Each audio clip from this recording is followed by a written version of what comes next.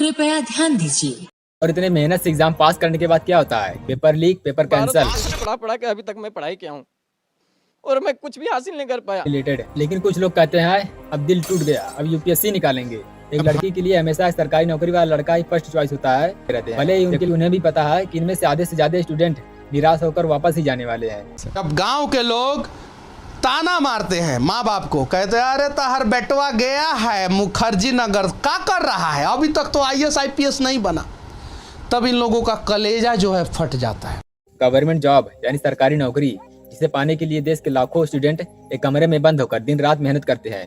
वे इसके अलावा किसी और फील्ड में फोकस ही नहीं कर पाते। जबकि रियलिटी ये है कि किसी भी गवर्नमेंट एग्जाम में पास होने के चांसेस केवल 10 से 20% ही होते हैं। और ये मैं ऐसे ही नहीं बोल रहा, आप कुछ रिपोर्ट्स को देखिए। अभी हाल ही में हुए यूपी पुलिस के 60,000 पोस्ट के लिए 48 लाख लोगों ने अप्लाई किया था, यानी एक सीट के लिए 80 लोग। और बड़े एग्जाम की बात करें तो नीट एग्जाम के स्टार्ट को देखिए। साल 2024 में 91,927 MBBS सीट्स के लिए 23,33,297 कैंडिडेट्स ने एग्जाम दिया, जिनमें से 13,16,268 कैंडिडेट्स ने ही इस एग्जाम को पास किया।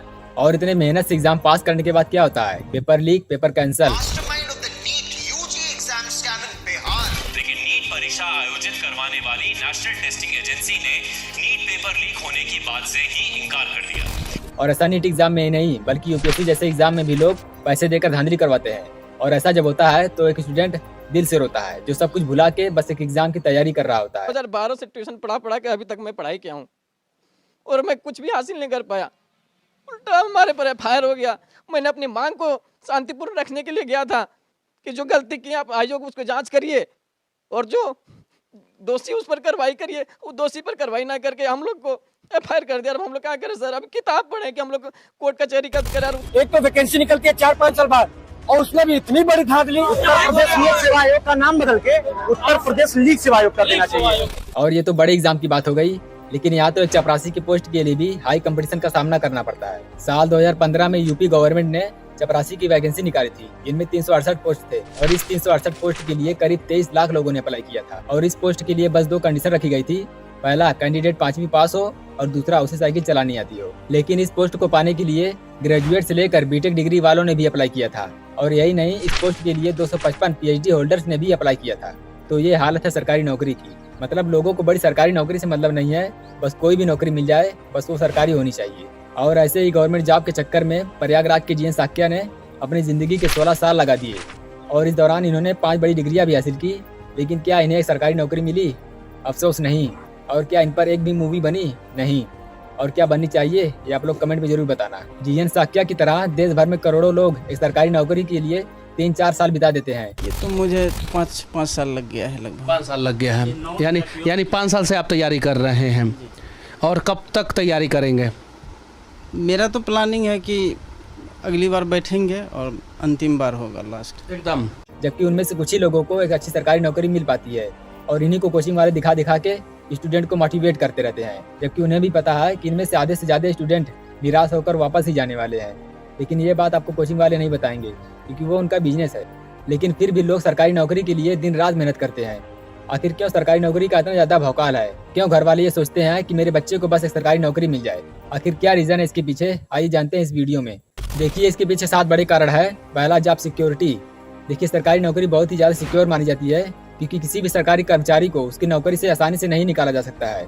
बहुत ही रेयर केस में किसी सरकारी कर्मचारी को उसकी नौकरी से निकाला जाता है। जब आप सब जानते हैं, आपने एक्शन क्यों नहीं लिया? सर, आप तो जानते हैं मिनिस्टर की बात छोड़ो, आपने अपना काम क्यों नहीं किया? टाइपराइटर आ गया? तुम्हारा नाम क्या है? सर, श्रीमान वो हम सब लगा लेंगे, तुम सिर्फ अपना नाम बताओ।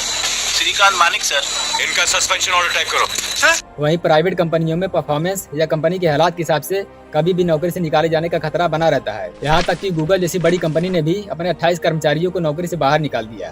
दूसरा, हाई स्टेटस इन सोसाइटी। हमारे समाज में शुरू से ही सरकारी नौकरी वालों को काफी इज्जत दिया जाता है, भले ही वह किसी पोस्ट पर भी हो। एक लड़की के लिए हमेशा सरकारी नौकरी वाला लड़का ही फर्स्ट चॉइस होता है, भले ही उनकी लड़की किसी प्राइवेट जॉब पर भी ना हो। जी, इतने दिन से कहाँ थे आप?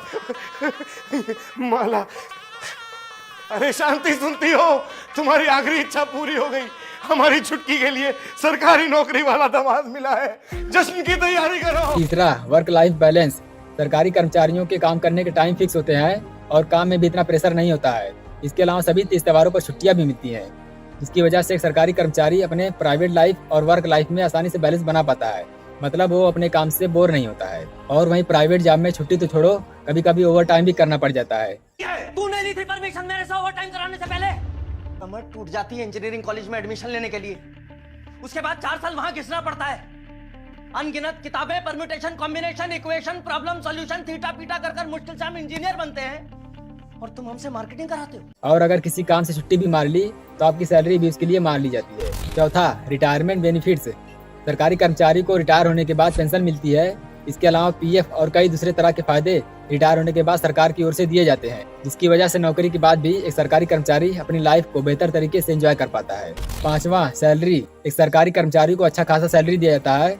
इसके अलावा सरकार समय समय पर महंगाई और भत्ते बढ़ाती रहती है, जिसकी वजह से इनकी सैलरी भी बढ़ती रहती है।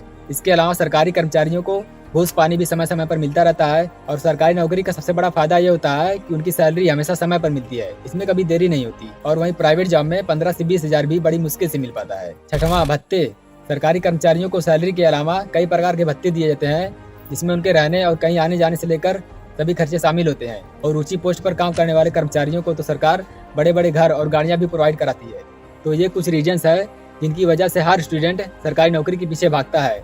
लेकिन यहाँ फिर वही सवाल उठता है दोस्तों कि गवर्नमेंट जॉब सबको तो मिलता नहीं है और कंपटीशन भी इतना ज़्यादा है, तो क्या गवर्नमेंट जॉब की तैयारी करना ही छोड़ देना चाहिए? तो ऐसा नहीं है, आप गवर्नमेंट जॉब की तैयारी करो, लेकिन किसी के दबाव में आकर नहीं। आपका खुद इंटरेस्ट होना चाहिए उस चीज़ में और थोड़ी बहुत नॉलेज भी होनी चाहिए उस एग्जाम से रिलेटेड। लेकिन कुछ लोग कहते हैं अब दिल टूट गया, अब यूपीएससी निकालेंगे। अब हमारा दिल टूटता है ना तो सीधे सर पे यूपीएससी सवार होता है। तो भाई दिल के साथ साथ अब दिमाग भी टूट जाएगा। अगर ऐसा होता तो हर आशिक आईएएस आईपीएस होता। लेकिन अब वो क्या करेंगे जो गवर्नमेंट जॉब की तैयारी करते करते थक चुके हैं। अब वो गवर्नमेंट जॉब नहीं बल्कि कुछ और करना चाहते हैं, तो उनके लिए सबसे अच्छा ऑप्शन यही होगा कि वो भी खान सर बन जाए, क्योंकि खान सर भी तो कभी गवर्नमेंट जॉब की तैयारी ही कर रहे थे। ये बात अलग है कि वो एनडीए का एग्जाम देकर आर्मी में जाना चाहते थे, उनका बहुत ज़्यादा इंटरेस्ट था आर्मी में जाने के लिए।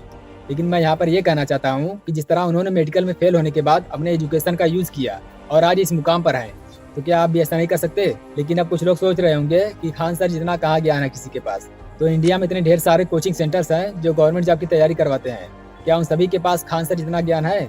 अगर आप अपना कोचिंग खोलकर अच्छा परफॉर्मेंस करेंगे तो किसी प्राइवेट जॉब से तो अच्छा ही रहेगा। और अगर आप कोचिंग नहीं खोल सकते तो इस काम को आप ऑनलाइन भी कर सकते हैं, क्योंकि सरकारी नौकरी का रेस शायद ही कभी खत्म होगा। तो अगर आपको इस वीडियो से कुछ सीखने को मिला है, कुछ वैल्यू मिली है आपको, तो चैनल को सब्सक्राइब करके इस वीडियो को अपने दोस्त के साथ जरूर शेयर करें, जैसे इंस्टाग्राम पर रील्स को शेयर करते हैं।